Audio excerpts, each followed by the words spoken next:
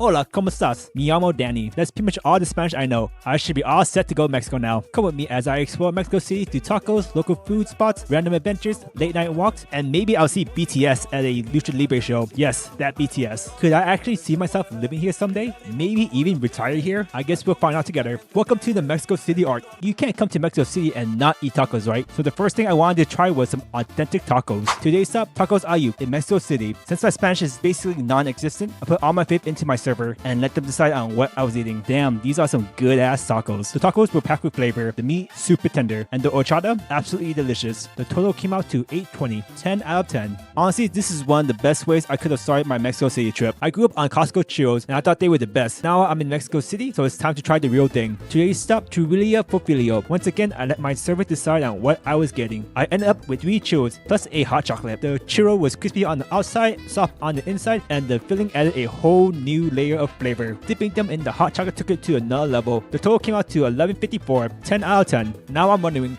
is Costco in Mexico better than back home? I have seen so many viral videos about the Biscuit ice cream that's exclusive to Mexico, so I had to try it. Here I'm at Costco in Mexico City. It's sold out. Looks like I need to find a different Costco. Since I'm already here, let's see what Costco in Mexico has to offer. Guys, they have jalapeno dispensers here at Costco in Mexico City. They even have the onion dispensers, and they have mayo too. Costco Mexico is already better than Costco USA. Today I got the classic $1.50 hot dog, and of course, I added jalapenos and onions. Amazing. I also got the frappe de limon con chamoy, which is seasonal and exclusive to Mexico. Sweet, tangy, refreshing with a spicy chamoy kick. Costco Mexico for the win. I had pho in Vietnam, I had pho in the US, now I'm having pho in Mexico. Can Mexico City make a good bowl of pho? Let's find out. Today's stop, Pho Mama San. The pho was on the darker side and loaded with onions. The broth was flavorful and there was plenty of meat in the bowl. If you're craving pho in Mexico City, it'll definitely satisfy that craving. The total came out to $13.67. Overall, it may not be the best bowl of pho I ever had, but it was still enjoyable.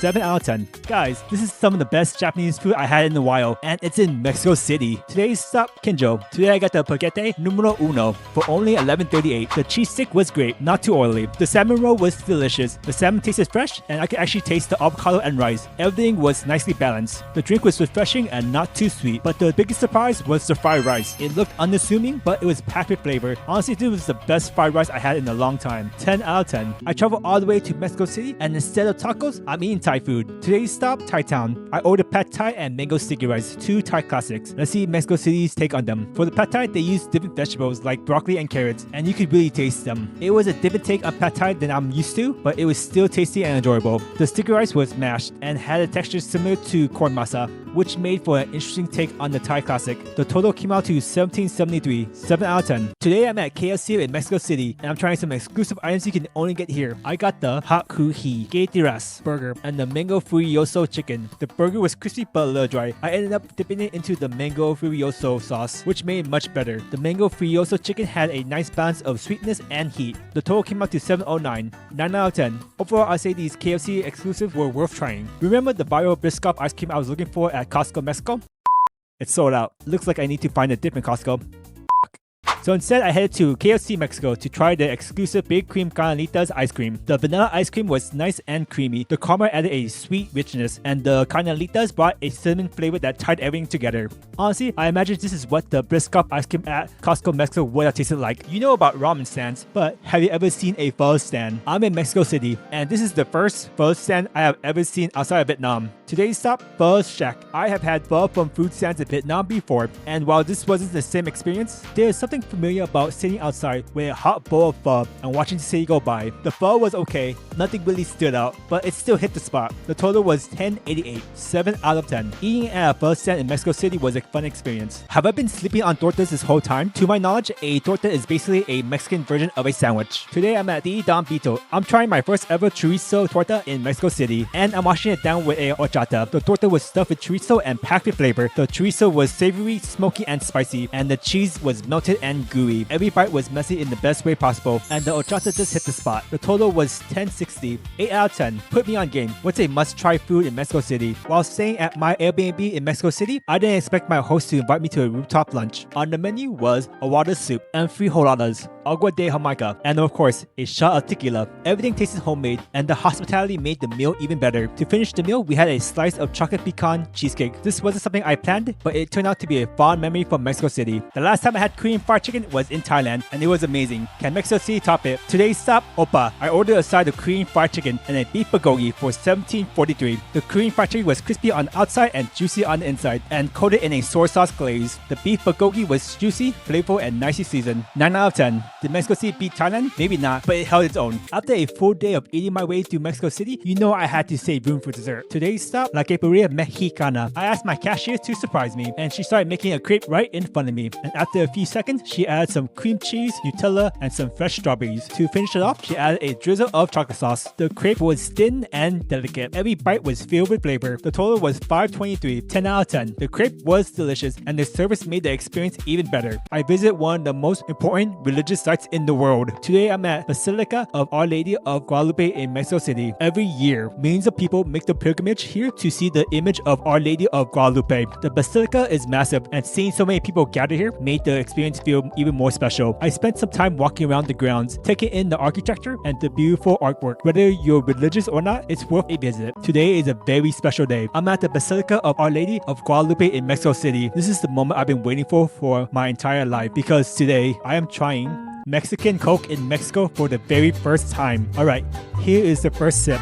The It tastes like regular Coke. Today I'm eating at Basilica of Our Lady of Guadalupe in Mexico City, and I made a terrible mistake. I've been letting my server choose what I eat for the past few meals. This time I got 2 large corn tortillas, one stuffed with cheese and mushroom, and the other was stuffed with cheese and some kind of mystery meat. The problem? I am not a fan of mushrooms. Oh well. I started with the mushroom tortilla. It was not terrible. The one with mystery meat was actually quite good. It was really good. 7 out of 10. To this day, I still have no idea what the meat was. You know a Chinese restaurant is going to be good when Chinese people are eating there, but does that still apply in Mexico? Today's stop, Yang Doi Yang. I got a green tea boba, steamed pork bun, and a beef noodle soup. There was a Chinese family sitting next to me, speaking Chinese and Spanish, so I had a good feeling about this place. The boba was refreshing. The steamed pork bun was the star of the meal, juicy, flavorful, and tasted authentic. The beef noodle soup was solid. The broth was flavorful, and the beef was tender. The total was $22.67, 9 out of 10. I'll say the Chinese family knew what they were doing eating here. I went to my first Lucha Libre show in Mexico City, and something unexpected happened. BTS was sitting a few rows in front of me. Yes, that BTS. The crazy part, I didn't realize it was them until after the show. Someone on Instagram messaged me that BTS was there, so I checked my footage, and there they were. I spent the whole night sitting a few rows behind BTS and had no idea. Only in Mexico City. I'm finally at a CMLL show in Mexico City. For those who don't know, CMLL is one of the biggest wrestling promotions in Mexico. The atmosphere was incredible. The crowd went crazy when Mexico came out, and the matches were non-stop action. I was completely caught up in the experience. Oh, and BTS was there too. 10 out of 10. Trust me, if you ever visit Mexico, go to a Lucha Libre show. Can you stomach Menudo? It's the weekend, and that means it's time for Menudo. Today's stop, El Matador. Menudo is made from beef stomach, and for some people, that's a deal breaker. I love the texture and flavor. The menudo was soft and tender. The meal also came with tortillas, onions, lime, salsa, and dried chilies, so I was able to make a few tacos. The fresh onions and lime added a nice kick, while the salsa and chili brought even more flavor. The total was $7.49, 10 out of 10. This might be my favorite meal in Mexico City. Whoa, guys, there's a Tim Hortons here in Mexico City. I always thought that was a Canada only thing. Since I have never been to Tim Hortons before, I let the cashier decide my order. Today I got a box of Timbits and an iced caramel macchiato. The Timbits was soft,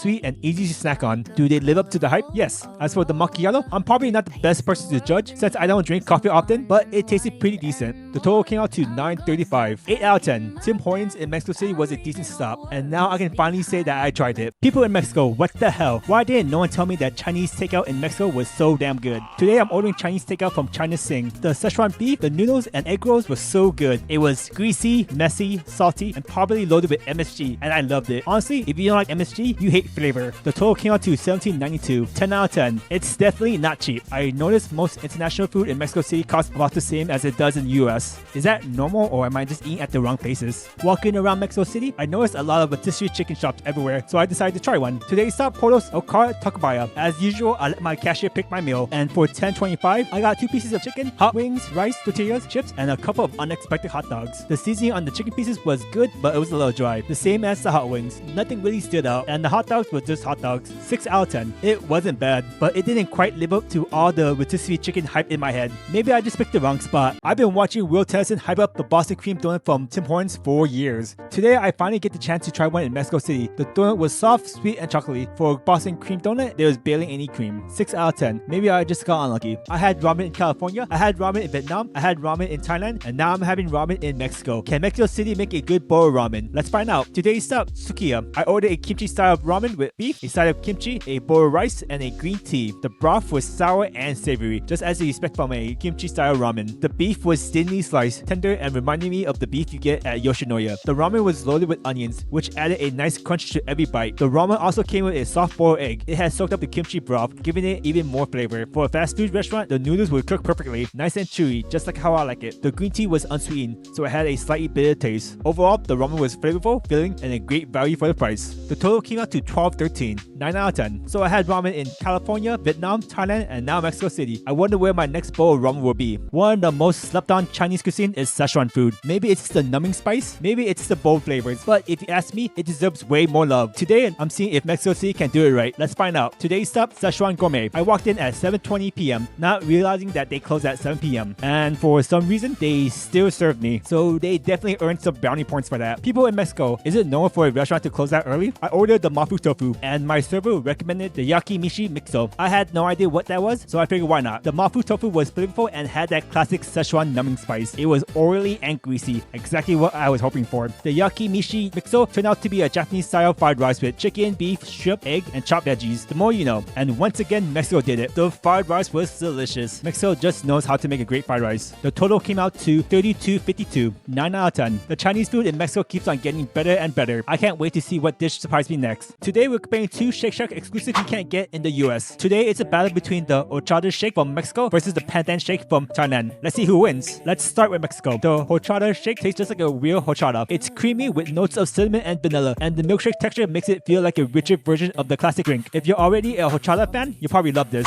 Now for Thailand. The pandan shake is sweet, creamy, and has a unique vanilla flavor. It's one of those flavors that's hard to describe if you never had pandan before. One thing both shakes have in common is the texture. They're both thick, rich, and have that classic milkshake consistency you expect from a fast food milkshake. The base is nearly identical. The only real difference is how each country puts its own local twist on the flavor. The Thailand shake stands out more because it has the more unique flavor. The Mexico shake perfectly captures the taste of horchata. As for the price, the regular size for both of them costs around $7.50. So if I had to choose, I'll go with Mexico. The flavor feels more balanced and it's easier to recommend to most people. Thailand's pandan shake is excellent, but it's more of a unique specialty flavor and it's not something I would crave often. I wonder if Shake Shack in Japan has a matcha exclusive.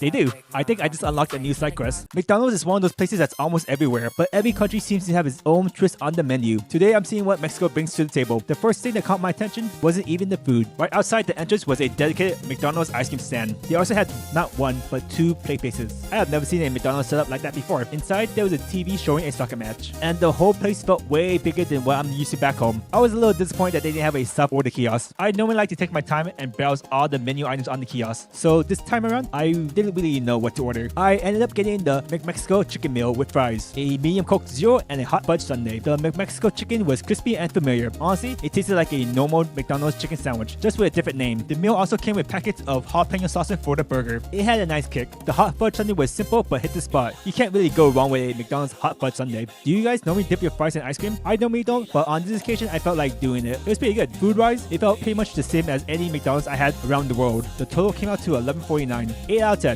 The food was familiar, but the experience wasn't. Between the ice cream stand, the two massive play places, and everyone watching the soccer match together, this McDonald's had a completely different vibe than the US. Today is my last day in Mexico, and throughout this trip, I kept on seeing a bakery named Esperanza. So before heading home, I decided it was time to finally try it. The moment I walked in, there was rows of pastries, fresh bread, cookies, cake, and chocolates everywhere. There were so many options that I didn't know where to start. I ended up getting a tres leche cinnamon roll, a chocolate donut, and this cinnamon tower looking thing. I even thought about buying a whole cake to take on the plane, but how would I even go about that? The chocolate donut was soft, fluffy, and pretty good. The cinnamon tower was just okay. It was basically just coated in cinnamon sugar with no filling. But the tres leche cinnamon roll completely stole stole the show. It was soft, rich, and melted in my mouth. Even though it was sitting in the tres leche, somehow it wasn't soggy. I still don't know how they pulled that off. It was easily one of my favorite things from Esperanza. 9 out of 10. One of the biggest reasons I came to Mexico City was to see if I could retire here. After spending time here, I realized Mexico City probably isn't for me, and that's okay. I would have always wondered if Mexico City could have been the place for me. Now I know. This city gave me amazing food, great memories, and an experience I'll always be grateful for. I could definitely see myself coming back to Mexico one day. Maybe next time, I'll see it through a different lens. Maybe next time, I'll find myself a baddie and decide Mexico City is the place to be. For now, thank you for everything, Mexico City. Free food, free drinks, and comfy seats. That's luxury right there. Earlier this year, I tried my very first airport lounge in Vietnam. I have 3 lounge passes left, and today I'm using one of them at the Grand Lounge Elite in Mexico City. There was 2 Grand Lounge locations at this airport. At one of the lounges, their system was down, so to enter that lounge, I had to check in at the other lounge and then walk back to the first lounge. Because of that, I was able to visit both lounges. Both lounges had a free buffet with hot foods, a salad bar, pastries, desserts, and drinks. It wasn't the best food, but for $3.99, it was great. The fruit tarts were easily the best thing at the buffet. I legit ate all the fruit tarts at one lounge and then walked to the next lounge to see if they had more, and they did. At the second lounge, I grabbed some pasta along with some eggs, sausage, and a veggie mix. The pasta was pretty bad. It was cold, dry, and I couldn't eat it at all. I had a flight to catch, and I didn't want to risk it. The egg, sausage, and veggie mix was decent. You could also order a free entree. I went with the chilaquiles with the beef.